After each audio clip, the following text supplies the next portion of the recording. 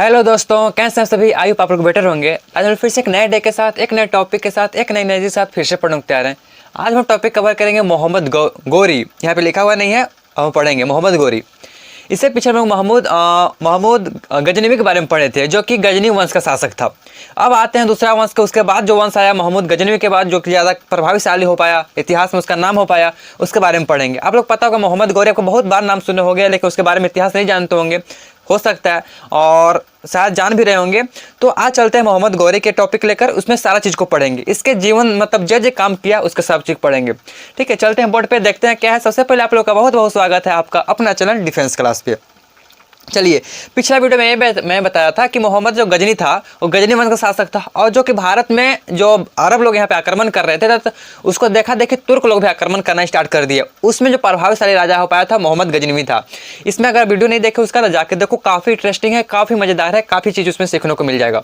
चलते हैं मोहम्मद गोरी पे। ठीक है, उसको पहले हेडिंग लिखते हैं, उसके बाद मोहम्मद गोरी। ठीक है, मोहम्मद गोरी। ठीक है, एक चीज़ देख लेता हूँ मैं, कैमरा में अच्छा से आ रही है कि नहीं।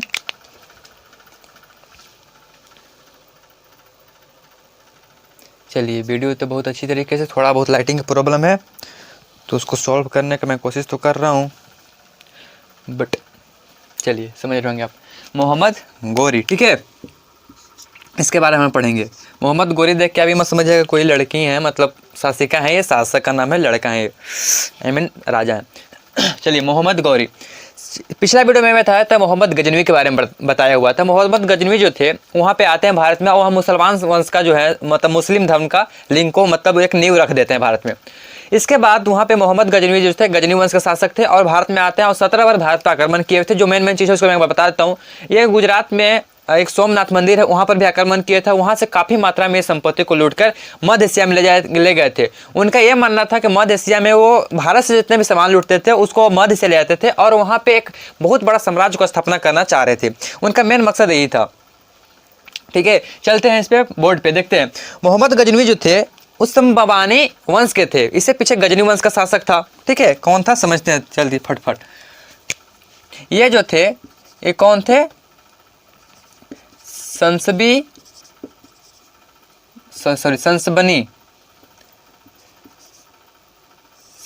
वंश का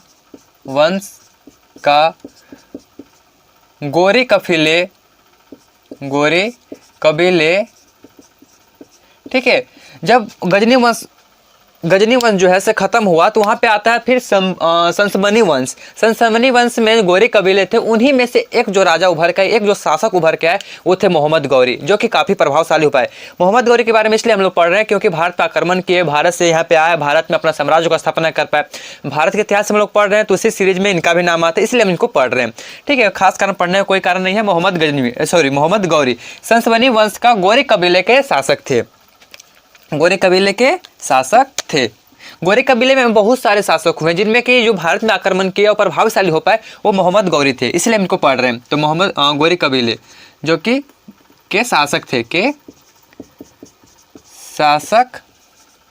थे। अब बात आती है कि भारत पर आक्रमण कब किए। तो भारत पर आक्रमण 1175 ईस्वी में किए थे। कब किए थे? 1175 ईस्वी में।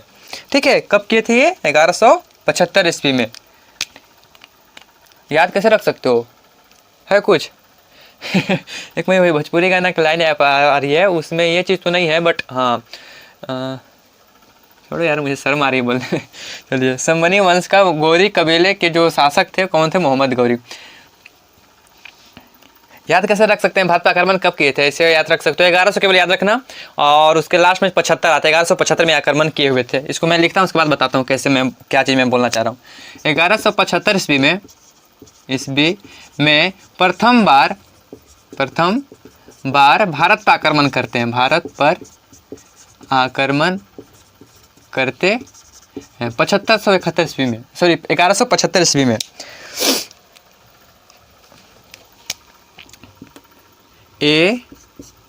इसमें लगा लो जैसे, चलो अच्छा बता देंगे। 1175 ईस्वी में प्रथम बार जो है भारत पर आक्रमण करते हैं। उसके बाद जो है से, अच्छा, जब उसमें आक्रमण करते हैं तो कहाँ पे करते थे? मुल्तान में आक्रमण करते हैं। कहाँ करते हैं? मुल्तान में। ये मुल्तान पर आक्रमण करते हैं। ठीक है, पहला बार जो आक्रमण करते हैं कहाँ पर करते हैं? मुल्तान पर। आपको पता होगा कि इससे पिछले हम लोग को गजनी वंश था, तो गजनी वंश से तो वहाँ मुसलमान धर्म मतलब मुस्लिम लोग वहाँ पे शासक थे। आप लोग पता होगा जो मोहम्मद गौथी थे, वो गजनवी थे, वो मुस्लिम धर्म से आते थे। तो उस वहाँ पर जो है इसके पीछे का जो शासन था, जिस शासक शासन था वो मुस्लिम धर्म से आते थे। मुस्लिम धर्म से आते थे तो कौन सा मुस्लिम में देखो, जैसे आप हिंदू ले लो तो हिंदू में बहुत सारे जाति होते हैं। जैसे मान लो कि हो गए ब्राह्मण हो गए, और जिसको बोलते हैं ब्राह्मण हो गए, भूया जाति होती है, फिर उरांव जाति होती है, बहुत सारी जाति होती है। ठीक उसी प्रकार से मुसलमान में भी होती है। जैसे मुझे जहाँ तक मुझे पता है, जैसे एक दो का मैं नाम जानता हूँ, जैसे इस्लाम हो गया। ठीक है, इसी प्रकार से एक और वहाँ पे अथी था, कौन? करमाथी जाति। ठीक है, कौन था? करमाथी जाति। ये भी मुसलमान धर्म के ही अंदर है। मुस्लिम ये भी मुसलमान ही हैं। ठीक है, करमाथी जाति के जो लोग होते हैं वो भी मुस्लिम है। तो वहाँ पे इसी जाति का वहाँ पे लोग शासन कर रहे थे। जब ये आते हैं 1175 ईस्वी में, तो उनको वहाँ से मारते पिटते भगाते हुए आते हैं और अपना राज्य के स्टार्ट कर देते हैं। अब यहाँ पे इनको चस्का लग चुका था 1175 में, जब भारत पे आए थे आक्रमण किया और जीत गए, तो इनको चस्का लग गया। उसके बाद ही चलते हैं गुजरात की तरफ। गुजरात की तरफ इनका बाप बैठल था, चलते देखते हैं कौन था इसका धुनता है कड़ाक वहाँ पे। 1175 ईस्वी में प्रथम बार भारत आक्रमण करते हैं, जैसे मुल्तान पकड़ते हैं, और करमाथी जाति के वहाँ पे शासक थे जो कि मुसलमान थे। फिर 1178 ईस्वी में 3 साल के बाद गुजरात पर आक्रमण करता है। गुजरात पर आक्रमण करता है। कहाँ करता है? 1178 ईस्वी में गुजरात पे आक्रमण करता है। वहाँ पे ये जब जाते हैं तो वहाँ पे इनको पकड़ के मारता पिटता ककड़ा के। ठीक है, कौन मारता है? वहाँ पे कौन शासक था उस समय? तो वहाँ पे जो उस समय शासक था वो मूलराज सेकेंड थे। कौन थे? मूलराज द्वितीय, ऐसे लिखा जाता है। ठीक है, इतिहास में आपको ऐसा लिखा मिलेगा। मूलराज जो सेकेंड थे वहाँ पे वो शासक थे, और बड़ा खतरनाक आदमी। ये जब वहाँ पे गए तो इनको पकड़ लेता है वहाँ पे और बंदी बना लेता है। ये जो है मूलराज सेकेंड, इनको बंदी बना लेता है। बंदी बना लेता है, बंदा बंदी वाला नहीं, बंदी मतलब कैद में कर लेता है। ठीक है, बंदी बना लेता है। और बाद में मेरे हिसाब से लगता है कि जो ये थे मोहम्मद गौरी, वो रोने वोने लगे होंगे वो मारने पीटने का। तो इसलिए फिर उनको छोड़ भी दिया जाता है। मोहम्मद गौरी को है जो मूल राजा जो थे छोड़ देते हैं। और यही सबसे बड़ा गलती हुआ कि मोहम्मद गौरी जो है भारत पे अपना शासन कर पाए। नहीं छोड़ते तो उनका इतिहास वहीं पे खत्म था।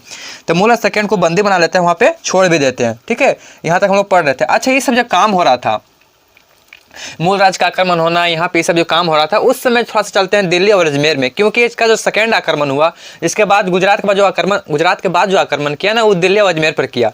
ठीक है, तो उस समय दिल्ली और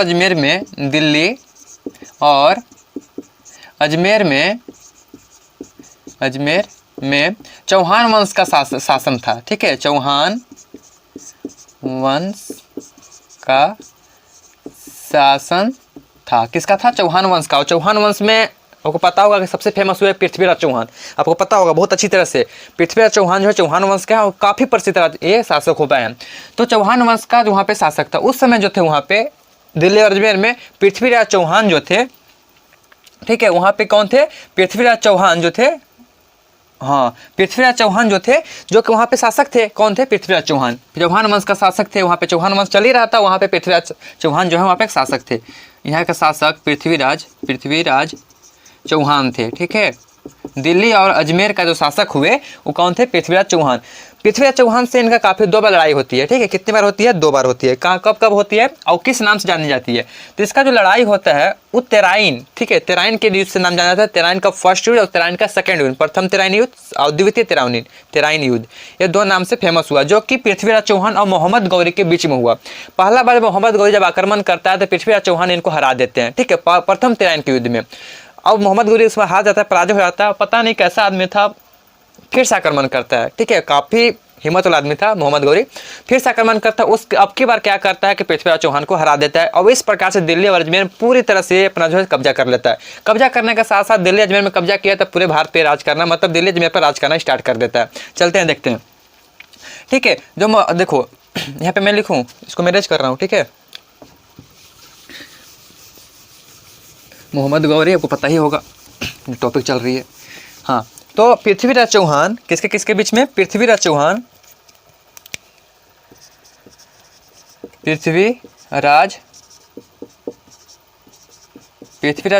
और मोहम्मद गौरी के जो बीच में युद्ध होता है, जो फाइटा फाइटी होता है, मुक्का मुक्की होता है, उसको हम तेराइन के युद्ध के नाम से जानते हैं। क्या के नाम से? तराइन के नाम से जानते हैं। ठीक, किसके नाम से जानते हैं? तेराइन का। अब तेराइन का 2 युद्ध हो चुका है। किसके किस बीच में हुआ है? पृथ्वीराज चौहान के बीच में हुआ है और मोहम्मद गौरी के बीच में हुआ है। मोहम्मद गौरी और पृथ्वीराज चौहान का जो प्रथम युद्ध हुआ उसको प्रथम तेराइन के नाम से जानते हैं, और सेकेंड बार हुआ उसका सेकेंड मतलब द्वितीय तेराइन के युद्ध से नाम जानते हैं। अब समझते हैं कब कब हुआ था। प्रथम जो हुआ, प्रथम तेराइन प्रथम तेराइन जो होता है 1191 ईस्वी में होता है। कब होता है? 1191 ईस्वी में। अच्छा, मैं बताया कि गुजरात का आक्रमण कब किया था? 1178 ईस्वी में। शायद मैं बता चुका हूँ। ठीक है, 1178 ईस्वी में है जो ये गुजरात पर आक्रमण करता है। वहाँ से जो बंदी बना लिया जाता है, ठीक है, उसके बाद छोड़ दिया जाता है। वो मूल राज्य जो है सेकंड इसको छोड़ देते हैं, जिनके कारण से भारत यहाँ फिर से ये दिल्ली और अजमेर पर राज करना ये आता है यहाँ पे। न तो पिटले था वहाँ गड़ा के, तो सुधार ही जाता उतना ही नहीं, लेकिन छोड़ दिए ना, वो क्या करोगे। हाँ, अब चलिए द्वितीय पे। द्वितीय तेराइन का जो युद्ध होता है वो कब होता है? 1192 ईस्वी में। 1192 ईस्वी में। इसमें किसका हार होता है? मोहम्मद गौरी का। मोहम्मद, आपको पता है, इसी आप याद रखो ना, मोहम्मद गौरी अगर जीत जाता प्रथम बार में तो फिर दूसरा बार युद्ध होता ही क्यों? ठीक है, नहीं होता। तो मोहम्मद गौरी जो है होता, शायद पृथ्वीराज चौहान जो है ऐसा नहीं मानते तो फिर भी हो सकता था, लेकिन पहला बार में जो होता था वो मोहम्मद गौरी का पराजय होता है। ठीक है, मोहम्मद गौरी का पराजय होता है। ठीक है, प्रथम बार कौन पराजय होता है? मोहम्मद गौरी। ठीक है, और सेकंड बार कौन होता है? सेकंड बार तो आपको पता ही है कि मोहम्मद गौरी जीत जाता है और पृथ्वीराज चौहान हार जाते हैं। इसके कारण से फिर दिल्ली और अजमेर पे किसका राज होता है? मोहम्मद गौरी को हो जाता है। ठीक है, आगे चलते हैं। इतना समझ गए। और जब दिल्ली और अजमेर पे इनका शासक जब जमाता है मोहम्मद गौरी, तो वहाँ पे मुस्लिम धर्म का जो है मेन नींव वहीं पे बोला जाता है कि जो भारत में मुस्लिम धर्म का जो नींव पड़ा, जो यहाँ पे मुस्लिम धर्म आए, वो मोहम्मद गौरी के कारण आया। अगर मोहम्मद गौरी अगर ऐसा ना करते तो भारत में शायद हो सकता है, ऐसे तो मुसलमान आ चुके थे मध्यकालीन भारत से ही, लेकिन मोहम्मद गौरी को मेन बोला जाता है कि मोहम्मद गौरी ही एक ऐसे इंसान थे जो कि मुस्लिम धर्म को भारत में लाए थे। ठीक है, नींव डाले थे। आगे चलते हैं।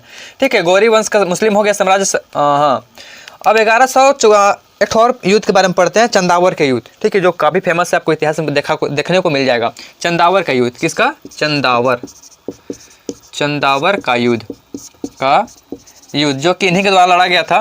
ठीक है, चंदावर का युद्ध जो होता है कब होता है? 1194 ईस्वी में होता है। कब होता है? 1194 ईस्वी में। सुनो, अब एक बार इसको मैं समरी से बताने की कोशिश करता हूँ। पहला भारत पर आक्रमण कब किए थे? 1175 ईस्वी में। गुजरात पर कब किए? 1178 ईस्वी में। ठीक है, चंदावर का युद्ध होता है। उसके बाद किसके बीच में होता है? कनौज का राजा, इसको मैं खत्म ही कर देता हूँ, कनौज के राजा। ठीक है, कनौज के राजा कौन थे उस समय? जयचंद्र। ठीक है, कनौज के राजा जयचंद्र थे और ये मोहम्मद गौरी उस समय थे। दोनों के बीच में जो युद्ध होता है उसको हम लोग चंदावर के युद्ध से नाम जाने जाते हैं, जो कि 1194 में हुआ। ठीक है, तो आज के लिए बस इतना ही। मिलते हैं अगले क्लास में। तब तक के लिए आप लोग पढ़ाई करते रहें। All the very best. Thanks for watching this video.